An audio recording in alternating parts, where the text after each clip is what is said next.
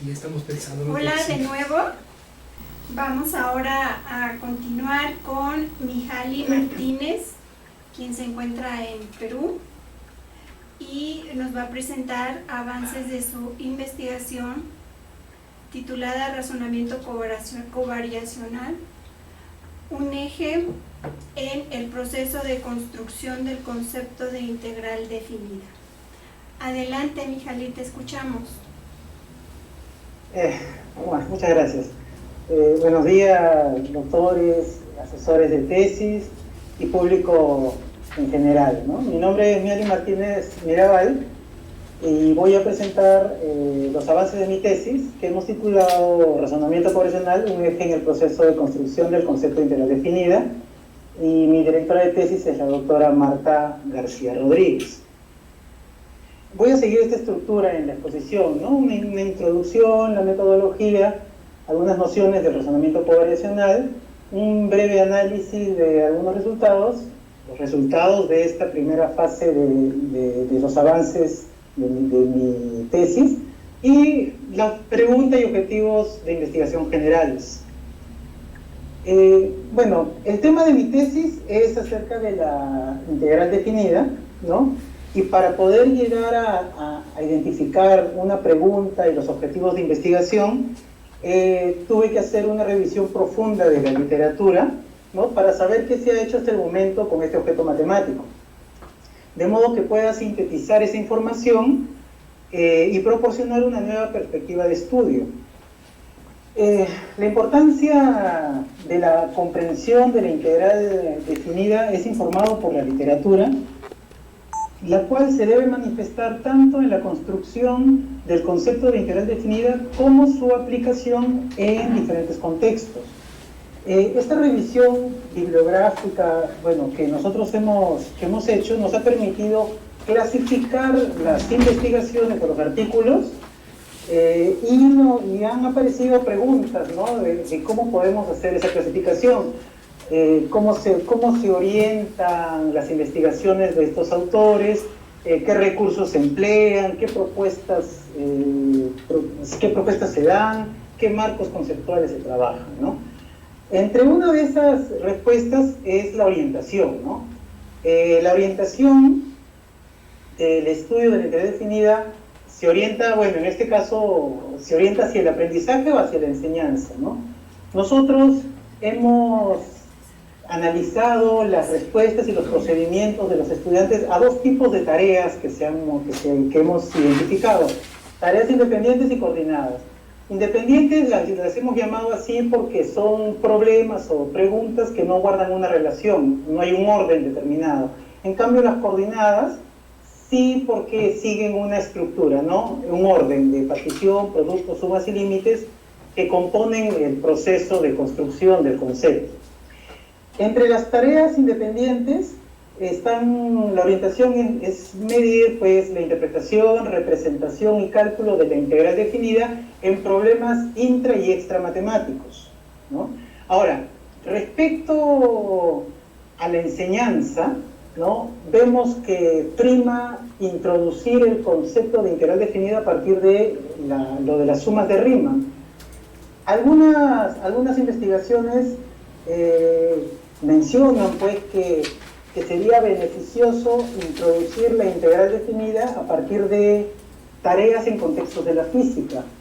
En cambio, otras investigaciones lo hacen mediante la tecnología, porque permite generar ideas intuitivas acerca de la aproximación que se da, ya sea por exceso o por defecto, y también hay otras investigaciones que, aparte de eso, su orientación es que el estudiante represente algebraicamente dichas aproximaciones, planteando una suma de términos, reduciéndola utilizando sumatorias, aplicando propiedades y fórmulas de sumatorias, de modo que se aplique al final el límite en el infinito y permita comparar ese resultado con el área, digamos, de una región, ¿no?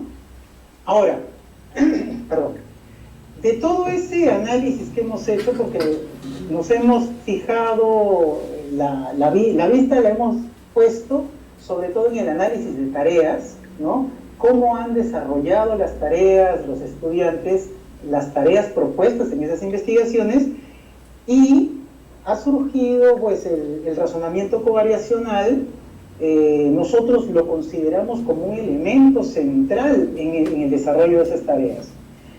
Es una constante que aparece y nosotros lo identificamos a partir de, digamos, las respuestas de los estudiantes, de las sugerencias, las conclusiones que brindan los investigadores. Pero, sin embargo, esto no es reportado por los autores, ¿no? Entonces nosotros, al haber identificado ello, el siguiente paso pues era analizar o revisar los diferentes enfoques del razonamiento covariacional y qué autores son los principales que han trabajado con ellos. Eso lo vamos a ver un poco más adelante. Entonces, esta clasificación que nosotros hemos hecho, o para ello hemos desarrollado una investigación documental donde se han definido objetivos, un plan de trabajo, fuentes y criterios, ¿no? Entre esos criterios ya los mencioné en la diapositiva anterior. Está la orientación, si es según la enseñanza-aprendizaje, qué recursos utilizaron, lápiz y papel o tecnología, la propuesta si fue con tareas independientes o esas tareas coordinadas que ya mencioné hace un momento, y qué enfoque teórico o constructos teóricos han utilizado. Se han identificado cognitivos o socioculturales, siendo el cognitivo el que más se ha empleado. Ahora, esta revisión profunda que hemos hecho de la bibliografía, ¿no? Nos ha permitido un poco centrar o tomar 16 de esos artículos, los cuales han sido, bueno, son indexados en revistas, pues, en Scopus y otros índices, y también en memorias de congresos entre esos años. Nosotros, como ya lo mencioné hace un momento, nosotros hemos revisado el desarrollo, las respuestas y los procedimientos de los estudiantes a esas tareas propuestas, y nosotros hemos identificado que el razonamiento covariacional está presente en esos desarrollos. Y justamente a continuación vamos a presentar las diferentes definiciones o nociones de diferentes investigadores respecto a ese razonamiento covariacional. Perdón. Una de ellas la ofrece Comfrey Smith, que lo caracteriza como que es moverse operacionalmente de YM a YM más 1, coordinando con el movimiento de XM a XM más 1. Eso hace que el investigador vea X como un contador que permite caracterizar o tratar de construir cómo cambia la otra variable Y. Esta perspectiva la utilizaron para construir la función exponencial. Otra noción de razonamiento covariacional la brinda Castillo-Garzow, que la ve, ¿no?, como la variación de una cantidad respecto de otra, la cual se puede dar de manera discreta o continua. Y la importancia también de Castillo-Garzow en este trabajo es que brinda dos concepciones de variación continua, que las denomina chunky y smooth, ¿no? Chunky en el sentido como una variación gruesa o rudimentaria, y smooth relacionado a lo que es una variación uniforme, digamos, suave, ¿no? Ahora, perdón, en una pregunta o una tarea que le dio a los estudiantes era representar gráficamente el dinero que iba ahorrando para comprar un televisor, donde inicialmente empezaba con $320 y cada mes ahorraba $55. Entonces se le pedía hacer una representación gráfica. Entonces vemos tres gráficas diferentes.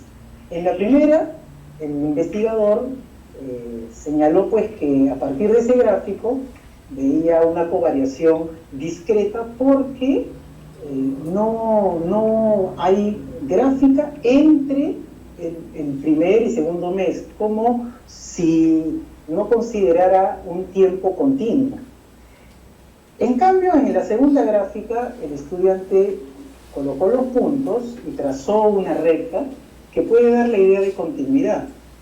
Sin embargo, en la entrevista que se da al estudiante, el estudiante señala que unió los puntos, o sea, sabe o se da cuenta que el tiempo es continuo, sin embargo, unió los puntos porque a él le enseñaron a graficar de esa manera, ubicar puntos en el plano y unirlos, ¿no? Y los unió con una recta. Por eso el investigador lo coloca dentro de ese nivel de covariación continua Chungi. Y el último que se presenta, si bien es cierto la gráfica no es continua, pero se puede evidenciar en la gráfica y también en la entrevista hecha al estudiante que esta persona imagina que el saldo, lo ahorrado, tiene un valor en cada momento del tiempo. Entonces, en ese sentido, lo ubica en una covariación continua, en este caso smooth, ¿no?, que es uniforme. Entonces, el que el investigador haya ubicado en esos niveles a estos estudiantes es porque previamente ha tenido que identificar cuáles son las acciones mentales y los comportamientos que deben tener los estudiantes asociados a esas acciones para poder ubicarlos en algún nivel, ¿no? Por eso es importante no solo analizar el gráfico que puede hacer el estudiante, sino también entrevistarlo para identificar que realmente lo que dice está en un nivel determinado.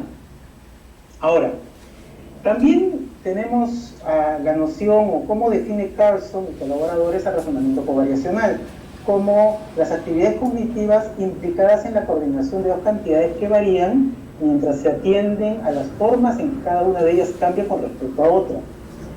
El aporte de Carlson es importante porque ella vio la covariación como un constructo teórico, de modo que ella definió 5 niveles de covariación que permiten clasificar al estudiante a partir de su razonamiento. En el trabajo de ella, o en el constructo teórico que ella definió, está orientado a analizar la covariación, pero también la tasa de cambio en los gráficos, ¿no? Un poco orientado a ver los cambios en las localidades.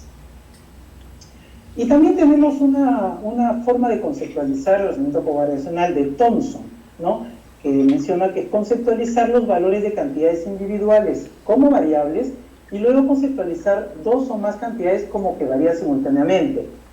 El gráfico que muestran ahí un poco trata de representar lo que dice el texto, ¿no? Que una persona puede salir de un punto de referencia y en ese momento se activa un cronómetro, de modo que uno ve a la persona alejarse de ese punto de referencia y ve el cronómetro que avanza midiendo el tiempo. Entonces,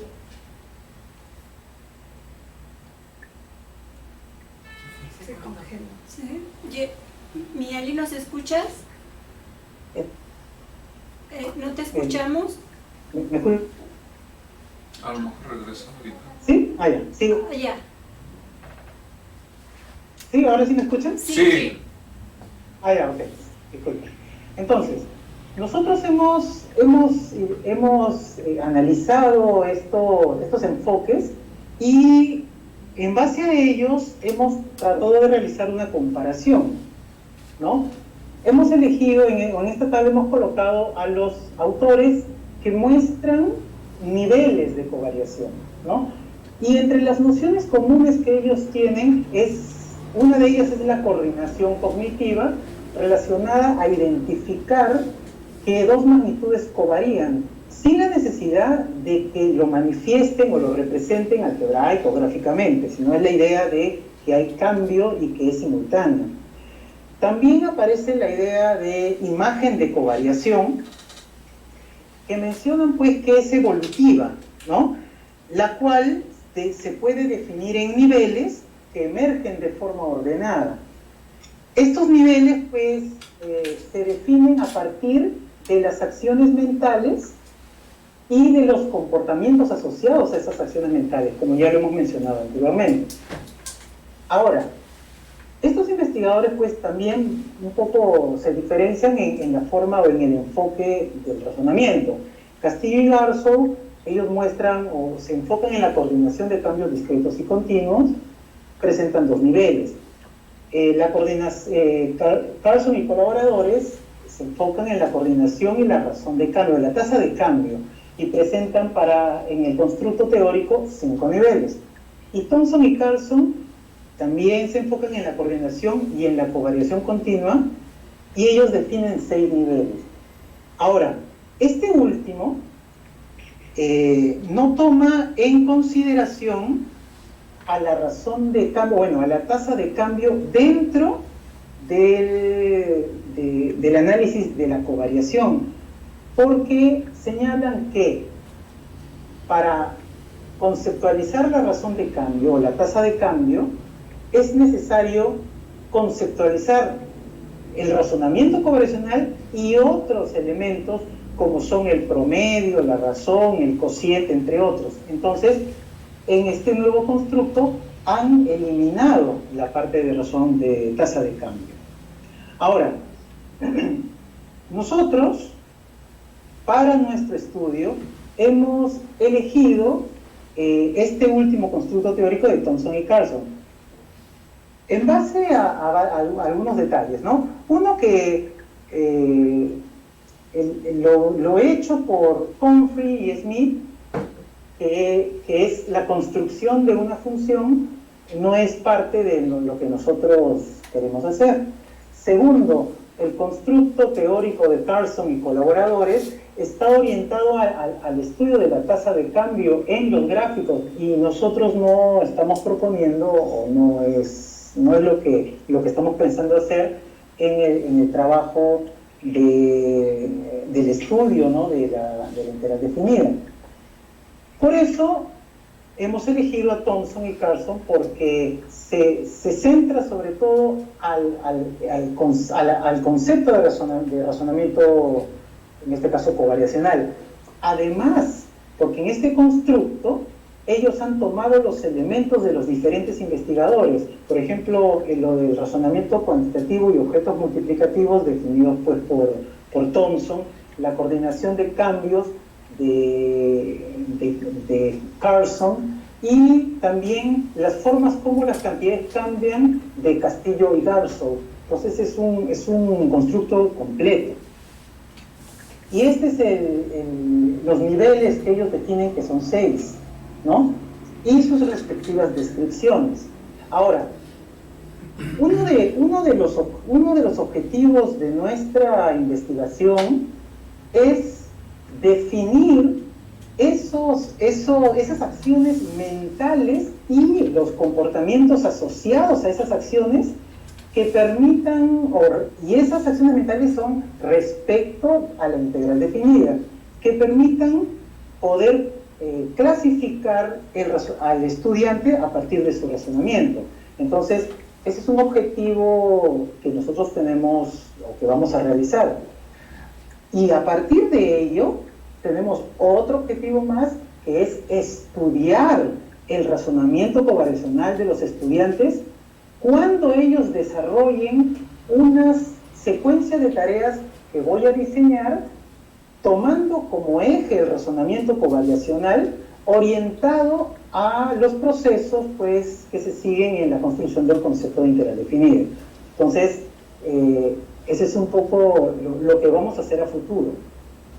Ahora, como nosotros primero hemos identificado a partir de la revisión bibliográfica qué es lo que nosotros queremos trabajar, en este caso es el concepto de la integral definida, pues los procesos que se siguen en la construcción. Luego salió o apareció, nosotros identificamos el razonamiento covariacional como un elemento importante que está presente en la resolución de tareas en las investigaciones realizadas. Hemos definido este constructo teórico comparando los otros constructos y los otros enfoques de los otros investigadores.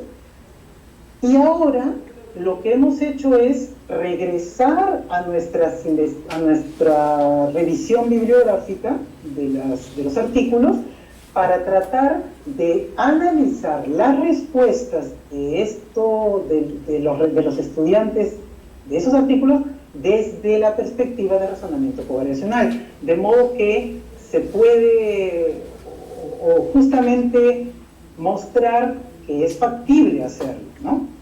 Por ejemplo, y lo hago también brevemente, una de las tareas tomadas de Linares, Borges y Struch, ¿no? Es la que se muestra en la diapositiva, donde se le pide al estudiante calcular S sub 2, que viene a ser la suma de Riemann con dos términos, ¿no? Y se le pide al estudiante dibujar dos rectángulos tomando como alturas el extremo derecho, el extremo izquierdo o inferior de cada intervalo. Claramente se ve en la respuesta del estudiante pues que parece que no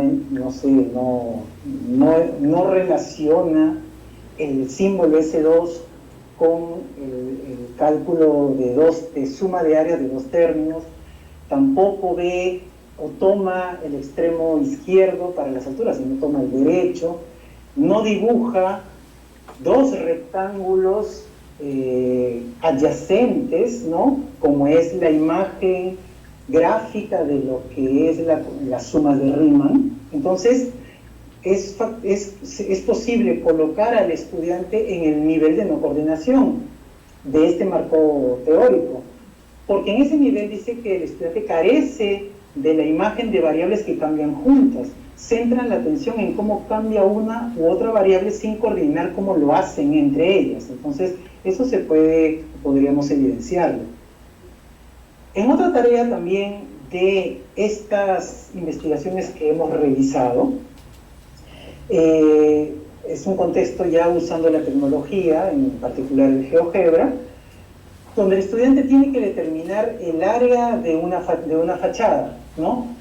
Y acá aparece, digamos, también se puede estudiar cómo piensa el estudiante, porque cuando el deslizador llega hasta su valor máximo, los tres que están allí, que dibujan rectángulos en cada una de esas tres regiones que se divide la fachada, ya se ve en el programa todo pintado.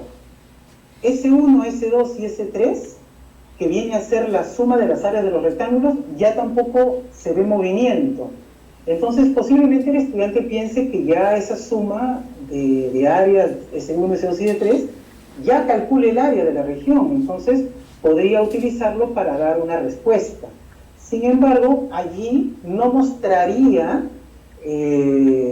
indicios de que reconoce que todavía se puede seguir refinando la partición, de modo que en el límite se pueda lograr llegar al área de esa región. Entonces, dependiendo cuál sea el pensamiento, el razonamiento del estudiante, se podría considerar en un nivel Chunky Continuous Variation o Smooth Continuous Variation del constructo teórico de Thompson y Pearson 2018. Ahora, el estudiante utiliza las integrales definidas para calcular las áreas. Posiblemente nosotros podríamos identificarlo y colocarlo en el último nivel, en el de Smooth. Sin embargo, es necesario hacer una entrevista con el estudiante para que en sus respuestas se justifique que cumple con las acciones mentales y los comportamientos asociados para ese nivel en el cual lo ubicamos. Y además la teoría, en este caso del razonamiento, dice que si se ubica en un nivel determinado, el estudiante tiene que también justificar las acciones mentales de los niveles inferiores. Entonces, posiblemente podría tener una respuesta correcta, pero tal vez no justifica correctamente que tiene conocimiento de otros niveles, ¿no? Entonces, eso se hace a partir de una entrevista y un análisis más profundo de su razonamiento. Por eso, nosotros decimos, ¿no?, que el razonamiento poblacional está presente en las respuestas de los estudiantes a esas tareas propuestas por los investigadores, y que es factible pues analizarlos a partir de este constructo teórico, ¿no? Y por eso, pues, como resultados de esta primera fase exploratoria, y digo que es una fase exploratoria porque responde a uno de los objetivos específicos, digamos, iniciales para nosotros, que es reconocer el razonamiento poblacional, o que esté presente, ¿no?, en el estudio de la integral definida. Estas investigaciones, pues, reportan errores y dificultades que, bajo nuestra hipótesis, estas pueden estar relacionadas al poco desarrollo del razonamiento poblacional, y que se hace necesario conocer los comportamientos y acciones mentales para ubicarlos o ubicar al estudiante según su razonamiento. Y además es necesario realizar entrevistas para analizar con mayor profundidad las respuestas y ver más elementos de su razonamiento. Y también, como resultado, vemos que es viable analizar las investigaciones desde esta perspectiva, justificando que el razonamiento poblacional se hace presente y podría ser un eje en el estudio de la integral definida. Nosotros hemos llegado a esta primera etapa de la investigación, y también quisiera, bueno, comentarles pues que este primer avance lo hemos presentado para el ICME 14 y esperamos que sea aceptado, de modo que nos permita ir y exponerlo también a expertos en el grupo de lo que es la enseñanza y aprendizaje del cálculo allá en Shanghái, ¿no? Entonces estamos esperando buenas noticias al respecto. Ahora, entonces finalmente, de forma general ya, nosotros nos hemos planteado la siguiente pregunta: ¿en qué forma incide el razonamiento poblacional de un estudiante de nivel superior en su desempeño en tareas relacionadas con la integral definida? Y como objetivo de investigación es analizar la relación entre el razonamiento poblacional de un estudiante y su desempeño en esas tareas. Este objetivo, digamos, parte de estudiar el razonamiento covariacional de los estudiantes, clasificarlos en un nivel determinado y ver esa relación que hay, ¿no? Si es que en un nivel alto permite o facilita su desempeño hasta su comprensión de los procesos de construcción del concepto de integral definida. Entonces, la siguiente etapa, pues, que ahorita nos estamos planteando ya es definir esas acciones mentales, esos comportamientos asociados al constructo teórico. Ya estamos diseñando o ya está en proceso el diseño de las tareas para medir el razonamiento poblacional de los estudiantes, y bueno, y continuar y terminar en un tiempo establecido, ¿no? Bueno, estas son las referencias que se han utilizado, y les agradezco por escuchar mi exposición, y estoy atento a sus observaciones y comentarios que me hagan. Muchas gracias. Muchas gracias, Mihaly. ¿Alguien quiere hacer alguna reacción a la presentación de Mihaly? ¿Mari? Sí. Hola, ¿Mihaly es? ¿O Mihaly? Pues sí. se escribe Mihaly. Mihaly. ¿Cómo se pronuncia? Mihaly. Ah, Mihaly. Hola, Mihaly. ¿Qué tal? ¿Qué tal? ¿Cómo estás? Muy bien. Solamente me queda una duda. Entonces, el estudio exploratorio a ti te sirve para llegar a formular tu pregunta de investigación, ¿cierto? Ajá. Sí, el estudio exploratorio me sirve justamente para brindar una nueva perspectiva de estudio, ¿no? Que es factible, o el razonamiento poblacional está presente en el desarrollo de actividades o tareas de la integral definida, y por eso ahora nosotros queremos diseñar esas actividades tomando como eje el razonamiento poblacional, ¿no? Claro. Como centro. Sí. Ahí mi Sí. pregunta era, por ejemplo, nos citaste dos ejemplos, uno de Linares y otro parece que es de tu propio trabajo. producciones. Sí, uno que Ajá. yo lo trabajé con el enfoque instrumental. Exactamente, y vas y los analizas con los niveles de razonamiento covariacional, ¿no? Pero lo que estás haciendo tú es una interpretación de lo que hizo el estudiante y lo ubicas en cada uno de los niveles, ¿no? Así es. Pero Sí. también, como lo dijiste, esa es una interpretación tuya. De ahí a que el estudiante de verdad lo hizo, pues Claro. no lo puedes asegurar. Quizás sí en el que es producto de tu trabajo, ¿no? Porque tú sabes, Claro. tú lo viste, pero en el de Linares yo lo vería más como interpretación tuya, ¿no? Entonces, Ah, claro, sí. ajá, mi pregunta iba en ese sentido. Entonces, ¿cómo me convences a mí como lector que de verdad está ese nivel, el de no coordinación? Sí, porque al final de cuentas es interpretación tuya de la producción. Ah, Ajá. sí, claro. claro. Y porque esto mismo es lo que vas a hacer ahora cuando analices ya tus trabajos, ¿no? Tus propias producciones, pero ahí ya vas a tener más fuentes de recolección de datos, ¿no? No solamente es la producción, sino, como dices tú, vas con el estudiante y le preguntas para asegurar que de verdad está esa actividad. Solamente esa es mi pregunta, ¿no? ¿Cómo le damos cierta credibilidad a que sí de verdad aparecen ese nivel de no coordinación que tú dijiste? Ah, bueno, sí.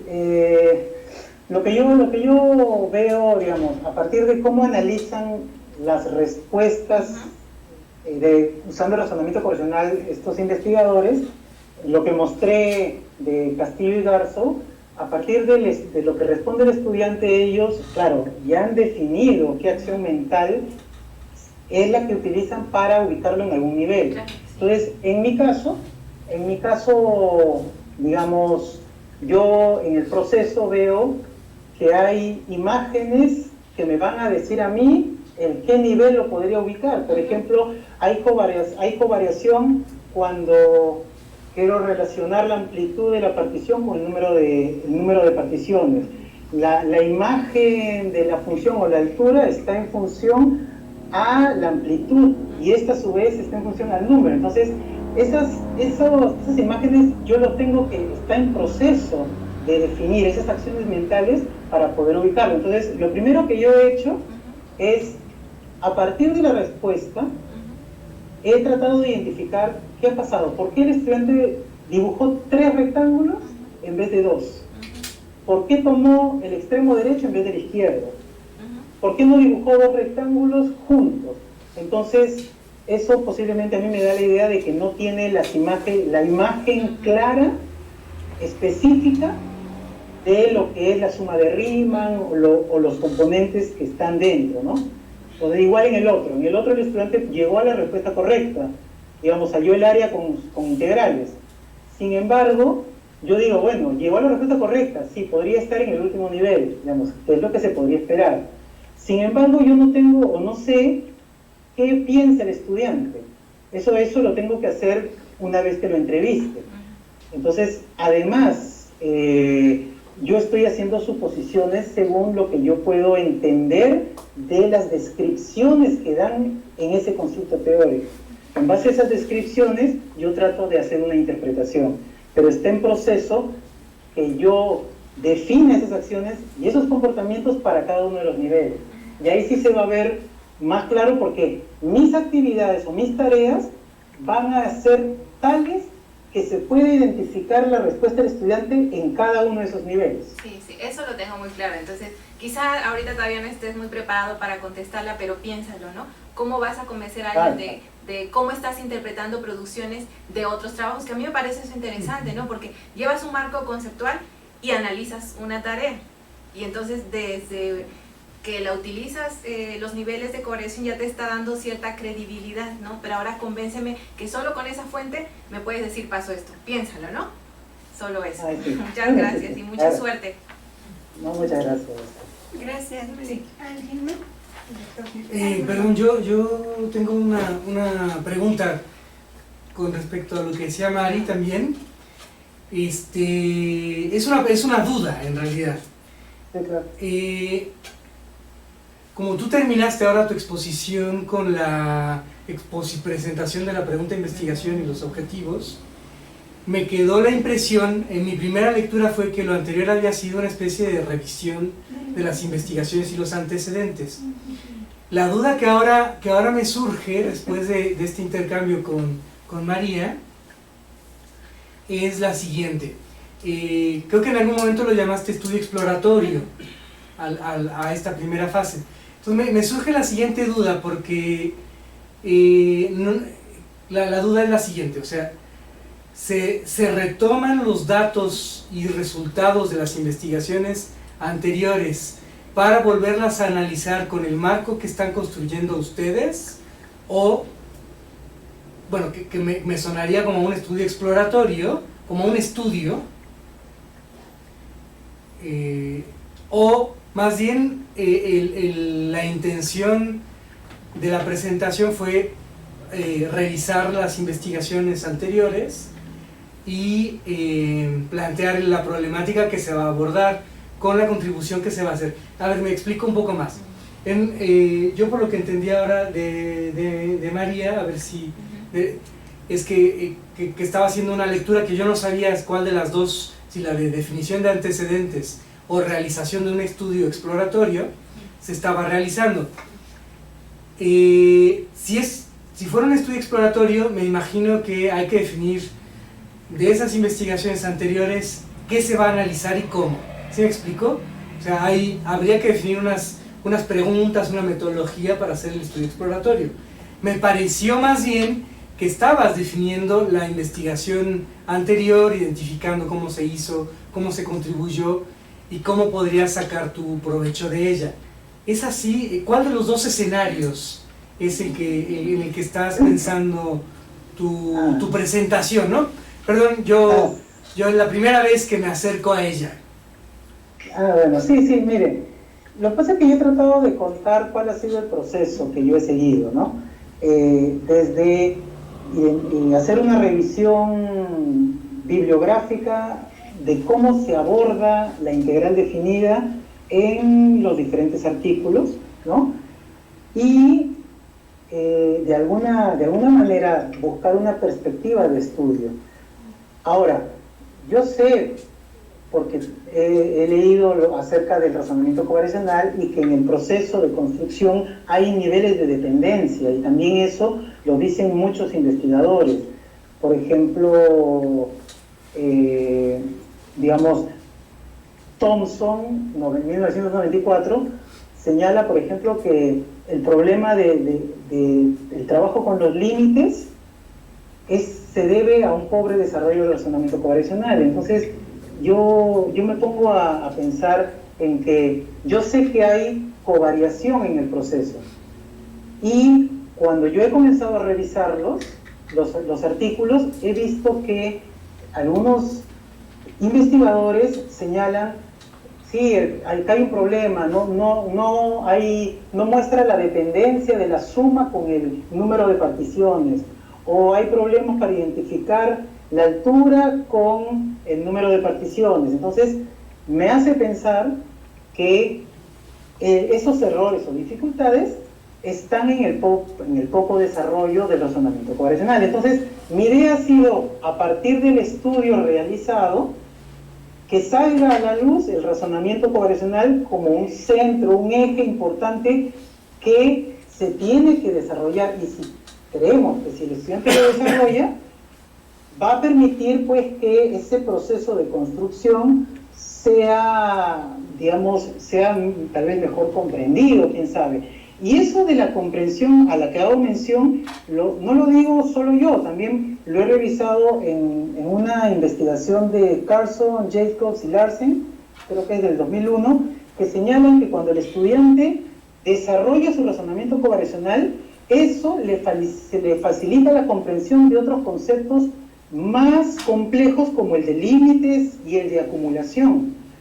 Del mismo modo, por ejemplo, en una investigación de Kouropatov y Dreyfus 2014, él señala que en su constructo de acumulación, él no se dedicó a estudiar el razonamiento covariacional de los estudiantes porque él intuía que los estudiantes no tenían desarrollado el nivel de covariación, porque se definen dos niveles. Hay covariación simple y covariación compleja. Covariación simple es cuando hay covariación de dos cantidades, y compleja de 3 o más. Entonces, menciona también que que la falta de desarrollo del razonamiento correlacional de los estudiantes hace que no haya trabajado el razonamiento en sus investigaciones. Entonces, a partir de toda esa literatura y la mención que hacen, yo corroboro en la revisión de estas tareas que he mostrado, que el que no haya reconocido la altura, que no haya dibujado dos rectángulos, o esos detalles, se pueden explicar a partir de estos niveles. Claro, que los tengo que desarrollar, sí, está en proceso.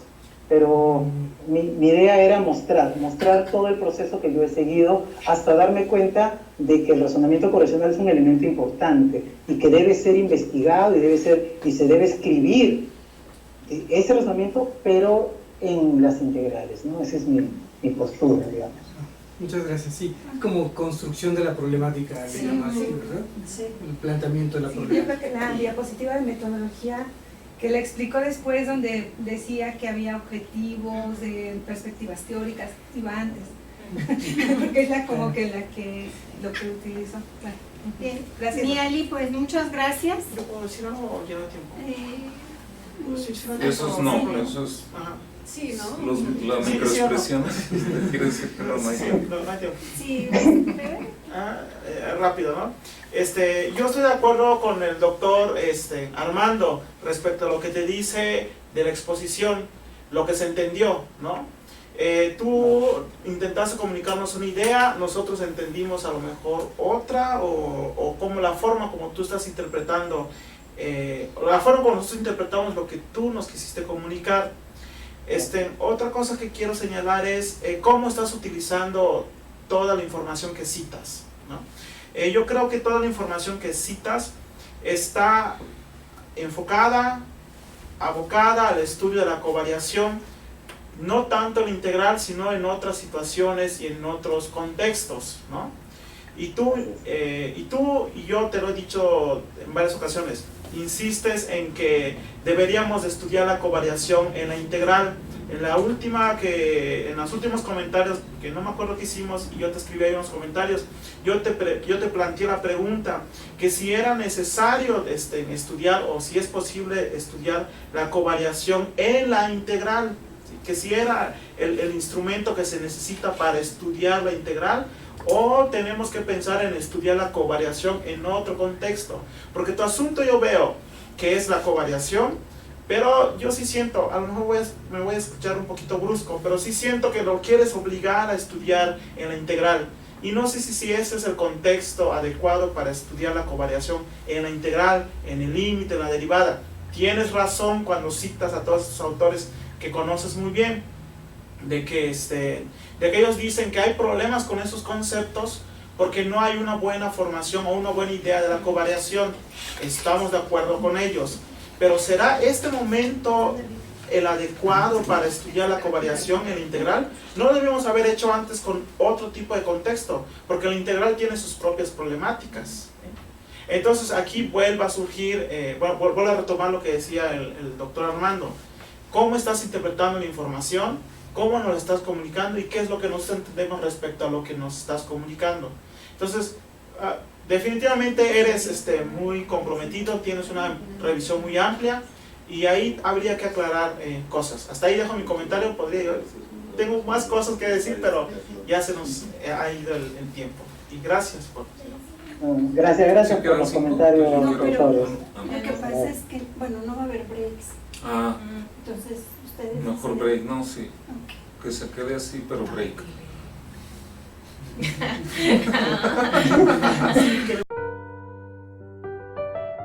El comentario es, se ve que estudiaste mucho literatura, pero yo sería más preciso en tus criterios de inclusión-exclusión. Dices, busqué en Scopus y otros. ¿Quiénes son esos otros? ¿Por qué Scopus? Ya no hay tiempo de que contestes. Luego dice, memorias de congresos. ¿Cuáles congresos? Hay personas muy quisquillosas que van a decir, ese congreso es ahí más o menos, es decir, eso va a dejarle claro al lector qué tan exhaustiva es tu revisión y qué tan de buena calidad. Por ejemplo, yo no veo coincidencia entre lo que declaras y lo que reportas. Tú reportas Thompson y Carson 2018, ni es Scopus, ni está en un congreso. Entonces yo me pregunto como árbitro quisquilloso, ¿por qué eso salió en la revisión si ni es? No hay una correspondencia entre tus criterios y lo que encuentras, y los criterios no son del todo claros. Yo diría, es más, diría, en estas revistas busqué, en estos congresos, hasta un anexo con estos son todos los artículos en los que se basa la revisión. Ser más preciso, mucho más. Gracias. Okay. Bueno, Mieli, esperemos que los comentarios sean de utilidad y que favorezcan pues el avance exitoso de tu trabajo. Muchas gracias. Sí, muchas gracias a ustedes.